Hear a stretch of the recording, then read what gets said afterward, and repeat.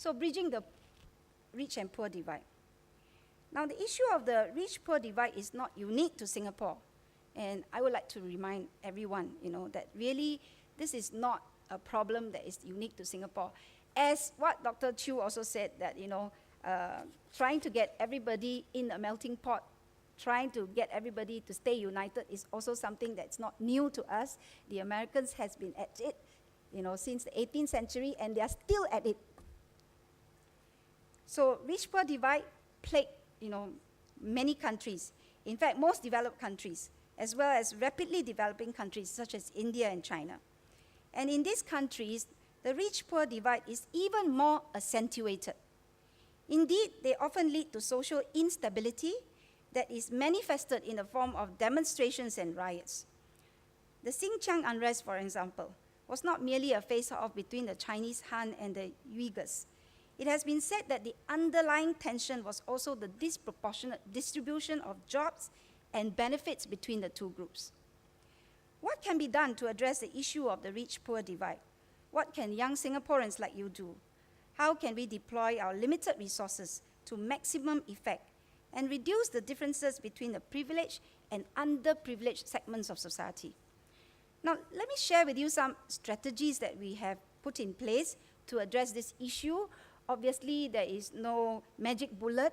There is no, simple, perfect solution. We are constantly looking at solutions, and really, we would like to hear from all of you too.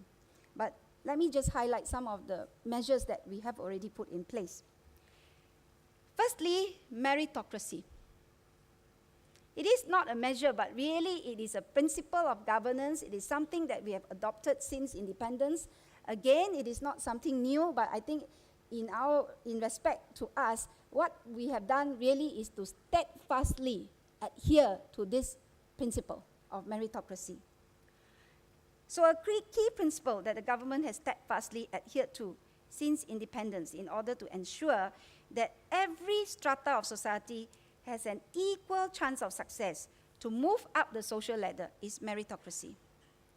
Appointments to various government organizations, promotion through the ranks, admissions to higher institutions of learning, and access to scholarships in the government sector are based on merit and not by patronage or lineage. It was revealed, for instance, that a sizable 47% of the PSC scholarship recipients in 2008 live in HDB flats, whilst 57% of the A-star scholarship recipients in the same year are heartlanders. In fact, I think this morning's papers, they have just awarded the PSC scholarships. So again, there are questions about whether, we should be biased towards the lower income, or is it purely based on merits, regardless of gender, race, or wealth? Something for you to think about also. Our meritocratic system has allowed children from low-income families to enter premier schools, become CEOs of organizations, top soldiers in the military service, accomplished professionals, and of course even cabinet ministers, based squarely on their talents and their achievements. Indeed, we need to jealously guard this core principle of governance in order to give hope and motivation to everyone to give off their best and excel in their organization, in society, and to progress as a nation.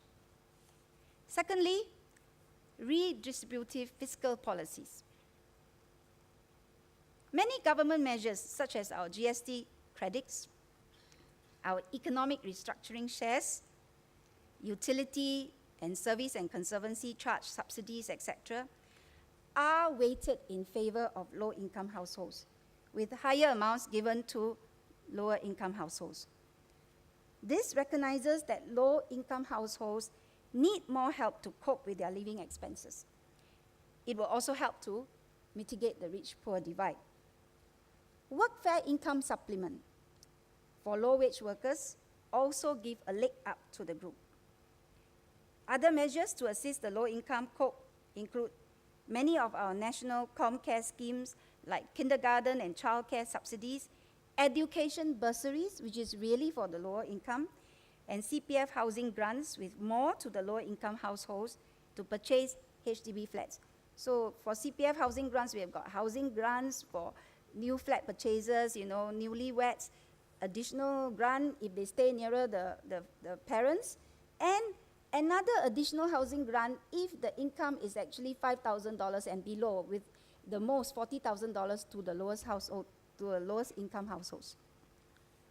Thirdly, another policy measure really to mitigate the rich-poor divide is education. Now, again, 2 years ago at the National Day rally, PM shared that you can expect your wages to go up by 14% for every additional year you go to school.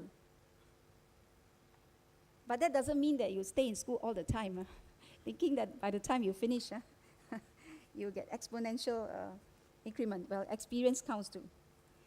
PM Lee's insight highlighted that education is one strategy to level up our society.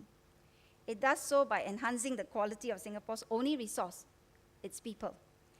The latest statistics reveal an improvement in the educational profile of Singapore residents, with a higher proportion of university graduates from 6.7%, just 6.7% in 1990, to 41% in 2008. That is a significant increase. The strong emphasis on compulsory and equal opportunity education has had a vital and positive correlation with social and economic development. And I think that, the fact that our per capita income has actually risen very, very significantly, equal in most, in all instances to developed countries, as well as the fact that we have a high literacy rate, attest to this fact.